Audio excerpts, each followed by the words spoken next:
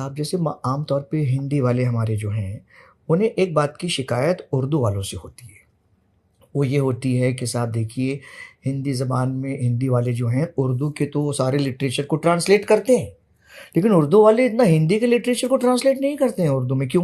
क्योंकि उर्दू में इतना सारा लिटरेचर ऑलरेडी भरा हुआ है। नहीं, कभी भी आपको जो दूसरी लैंग्वेज में जो लिटरेचर क्रिएट किया जा रहा है उसकी ज़रूरत हर ज़बान को होती है, उसको ट्रांसलेट करना पड़ता है। लेकिन माय पॉइंट इज कि उर्दू मीडियम से पढ़ा हुआ कोई भी स्टूडेंट, उसे 3 ज़बानें बहुत कम लेवल से ही पढ़ाई जाने लगती हैं।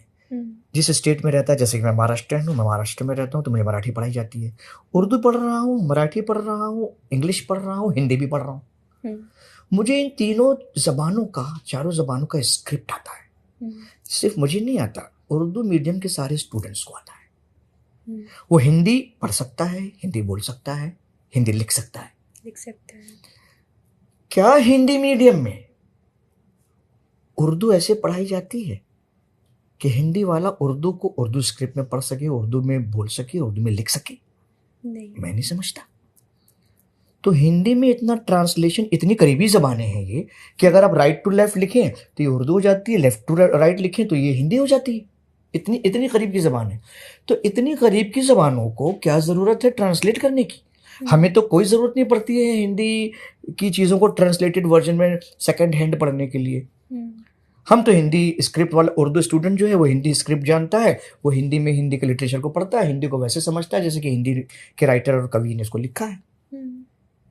ये ज़रूरत आपको इसलिए पेश आ रही है कि उर्दू को ट्रांसलेट आप इसलिए ज़्यादा कर रहे हैं क्योंकि आप उर्दू का स्क्रिप्ट अपने स्कूल्स में हिंदी के स्टूडेंट्स को पढ़ाते नहीं, बताते नहीं है उसको।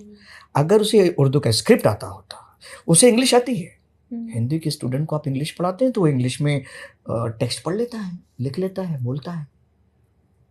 लेकिन अगर आपको उर्दू नहीं या स्क्रिप्ट नहीं आता तो वो स्टूडेंट कैसे पढ़ सकेगा? तो आप ट्रांसलेशन का काम जितना कर रहे हैं करते रहिए।